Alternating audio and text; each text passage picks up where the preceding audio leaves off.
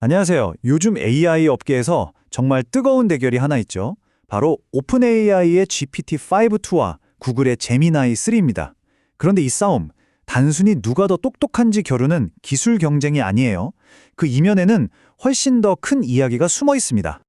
자, 그럼 바로 본론으로 들어가 볼까요? 우리가 흔히 AI를 볼 때 벤치마크 점수부터 따지잖아요. 근데 사실 그건 이 거대한 전쟁의 본질을 놓치게 만들 수 있어요. 진짜 싸움은 훨씬 더 깊고 전략적인 차원에서 벌어지고 있거든요. 바로 이겁니다. 이 대결의 핵심은 AI의 미래를 보는 두 가지, 완전히 다른 철학의 충돌이에요. 한쪽은 인간의 지능을 초월하는 최고의 전문가, 즉 도구를 만들겠다는 거고요. 다른 한쪽은 우리 삶에 완벽하게 녹아드는 만능 파트너를 만들겠다는 겁니다. 그럼 먼저 첫 번째 주인공, GPT 5.2 이야기부터 한번 해볼게요. 이 모델은 아주 정밀하고 전문적인 작업을 위한 그야말로 궁극의 도구로 포지셔닝하고 있습니다. GPT 5.2가 진짜 힘을 발휘하는 것은 지적으로 굉장히 까다로운 작업들이에요. 복잡한 논리를 파고드는 추론 능력이라든지 어마어마한 양의 코드를 다루는 엔지니어링, 또 아주 긴 보고서를 지치지 않고 분석해내는 능력 같은 것들이죠. 딱 봐도 사고의 정밀도가 아주 중요할 때 빛을 발하는 모델입니다. 한 전문가의 말이 정확히 짚어주고 있죠. 뭔가 깊이 파고들어야 하는 그런 전문적인 업무 환경에서는 GPT 5.2가 확실한 챔피언이라는 겁니다. 그래서 핵심 개념이 바로 이거예요. GPT 5.2의 정체성은 여러분의 작업 흐름에 끼워 넣는 초고성능 엔진 같은 겁니다.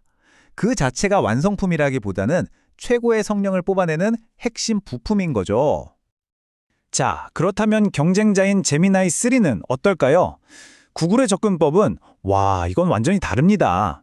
제미나이 3는 도구가 아니라 우리 일상에 물 흐르듯 자연스럽게 스며드는 통합 주술을 꿈꾸고 있어요. 제미나이 3의 진짜 강점은 연결과 흐름에 있습니다. 지메일, 캘린더, 구글 드라이브, 그냥 원래부터 하나였던 것처럼 움직이는 거죠. 텍스트나 이미지, 목소리도 가리지 않고 아주 자연스럽게 넘나들고요. 심지어 시키는 일만 하는 게 아니라 먼저 작업을 제안하고 실행하는 진짜 에이전트 같은 모습을 보여줍니다. 바로 이 지점이 핵심이에요. 단순히 명령을 기다리는 수동적인 도구에서 사용자의 다음 행동을 예측하고 먼저 움직이는 능동적인 파트너로의 전환. 이게 바로 제미나이 3의 철학인 거죠.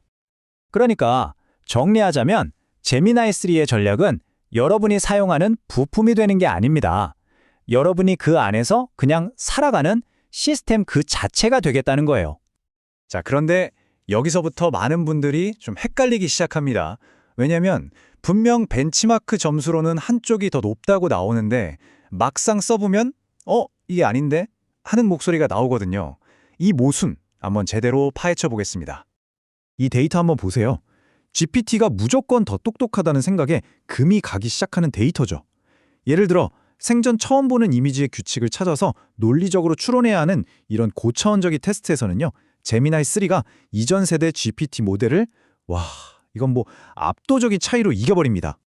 그런데 바로 여기서 진짜 재미있는 역설이 시작됩니다. 벤치마크 점수는 저런데 여러 업무가 막 얽혀있는 복잡한 실제 상황에서는 오히려 제미나이 3의 사용자 경험이 훨씬 낫다는 평가가 굉장히 많다는 거죠. 이게 뭐가 잘못된 게 아니고요.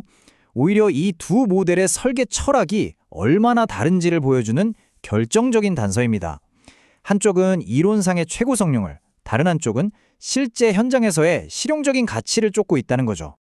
이걸 이해하려면 해야 할 일이라는 개념을 가져와 보면 쉬워요. 생각해보세요. 여러분은 그냥 AI를 사는 게 아니에요. 특정한 일을 시키라고 AI를 고용하는 거죠. 이 복잡한 코드 버그 좀 잡아줘 라는 일을 시킬 땐 GPT 5.1을 오늘 온 이메일 싹 정리해서 답장 초안까지 써줘 라는 일을 시킬 땐 제미나이 3를 고용하는 겁니다. 완전히 다른 직원을 뽑는 거죠. 자, 그럼 이제 한 걸음 더 들어가서 단순한 기술 비교를 넘어 이 두 거대 기업이 그리고 있는 큰 그림, 그 비즈니스 전략에 대해 이야기해 보겠습니다. 이게 우리 미래에 어떤 영향을 미칠지 말이죠. 두 회사의 전략은 아주 명확하게 갈립니다. 오픈 AI는 세상에서 제일 강력한 AI 엔진을 만들어서 이걸 API, 즉 부품 형태로 팔겠다는 거고요. 반면에 구글은 AI를 자기네 모든 서비스에 쫙 깔아서 한번 들어오면 절대 나갈 수 없는 막강한 생태계를 구축하겠다는 거죠. 이게 바로 구글 전략의 진짜 무서운 점인데요. 이른바 생태계 강화 루프라는 겁니다. 구글 서비스랑 통합되니까 당연히 편하죠? 그럼 사용자가 몰려요.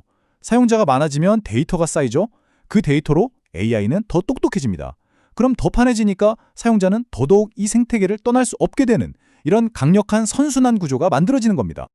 결국 이 싸움의 본줄은 이거예요. 최종 승자는 단순히 가장 똑똑한 도구가 아니라 사용자의 하루를 통째로 설계하고 그 습관을 점령하는 쪽이 될 거라는 분석이죠. 자, 그럼 이 모든 분석을 바탕으로 아주 실용적인 결론을 한번 내려보죠. 그래서 우리는 뭘 선택해야 할까요? 여러분의 필요에 딱 맞는 AI는 과연 무엇일까요? 이 표를 보시면 아마 답이 좀 보일 겁니다. 만약 여러분이 하는 일이 아주 복잡한 연구나 소프트웨어 개발이라면 고민할 것 없이 GPT-5-2가 정답입니다. 하지만 매일 쏟아지는 이메일 정리하고 일정 관리 같은 일상 업무를 자동화하고 동료와 협업하는 게 목표라면 제미나이 3가 훨씬 유리한 선택이 될 거예요. 결국 오늘 이야기의 핵심 메시지입니다. 세상에 완벽한 최고의 AI라는 건 없어요. 여러분이 해결하려는 일의 성격에 따라서 최고의 도구가 필요할 수도 있고 최고의 파트너가 필요할 수도 있는 거죠. 현명한 선택은 바로 거기서부터 시작됩니다. 마지막으로 이 질문을 던지면서 마무리하겠습니다. AI 시대의 미래는 결국 우리가 어떤 선택을 하느냐에 달려 있습니다. 여러분은 어떤 미래를 원하십니까? 지금보다 훨씬 더 똑똑한 전문가, 아니면 우리를 더 잘 이해해주는 더 나은 파트너,